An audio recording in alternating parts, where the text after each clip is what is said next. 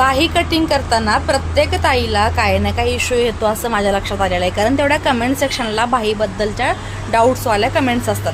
तर elbow sleeves cutting करताना जास्त करून जर तुम्हाला प्रॉब्लेम होत असेल तर आज मी एक एल्बो स्लीव्ज कटिंग करते मोठ्या साईजची. त्याची घडी कशी टाकलेली आहे काय आहे ते थोडंसं तुम्हाला मी सांगते. कारण नॉर्मली आजकाल एल्बो स्लीव्ज चाललेले असते 10 असो 11 असो 9 असो जी काही असो लेंथला, पण त्याची फॅशन आहे. तर ते कटिंग करताना घडी कशी टाकलेली आहे, किती मार्जिन घेतलेला आहे, किती दंडगेरमध्ये प्लस केलेला आहे आणि मेन म्हणजे आपला आर्म होलचा जो डाऊन असतो तो किती दिलेला आहे ते सगळं आपण या व्हिडिओमध्ये पाहणार आहोत. चला तर मग पाहूया कटिंग. आता इथे बघा मी या स्लीव्जचं मार्किंग केलेलं आहे आणि ही 10 इंचाची स्लीव्ज आहे. आता 10 इंचाची स्लीव्ज आहे तर सगळ्यात अगोदर ह्याच्यात 4 घड्या करून घेतलेल्या आहेत. हे असं अस्तर आहे, हे बघा असं आहे. ओपन पार्ट इकडे आहे आणि हा इकडे ओपन पार्टचा बंद भाग आलेला आहे, तो इकडे 4 घड्या अशा टाकलेल्या आहेत आणि हा पूर्ण बंद भाग आहे. तर सगळ्यात अगोदर हा कपडा तुम्हाला टाकून असा घ्यायचा आहे. नेहमी बंद पार्ट आहे तो आपल्या बाजूला ठेवायचा आहे, ओपन पार्ट आहे तो समोरच्या बाजूला ठेवायचा आहे. इथपर्यंत तुम्हाला क्लिअर झालेला आहे. त्यानंतर आता ही बाही कितीची आहे तर बघा, ही टोटल बाही आहे 10 इंचाची. 10 इंचामध्ये 1 इंच मार्जिन पकडलेलं आहे आणि 11 इंचाची कटिंग केलेलं आहे. मार्जिन जे 1 इंच पकडलेलं आहे ते अर्धा इंच इथं जाईल आणि अर्धा इंच इथं जाईल, म्हणजे बरोबर हे अर्धा इंच सोडलं की मधला पार्ट आहे तो 10 इंच राहतोय.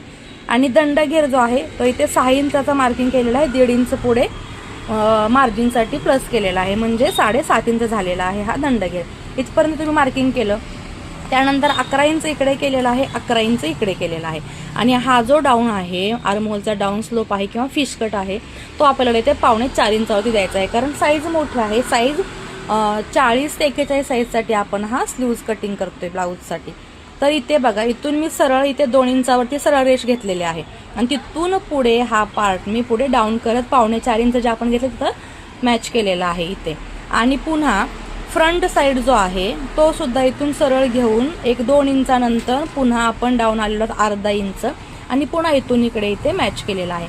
म्हणजे हा जो अर्धा इंचाचा गॅप आहे, कॅप स्लीव्ज आपण जी इथे कट करतो ती ही फ्रंटसाठी आहे आणि ही बॅकसाठी आहे. आता ही जी घडी किती आहे ती किती घ्यायची आहे तुम्हाला दाखवते.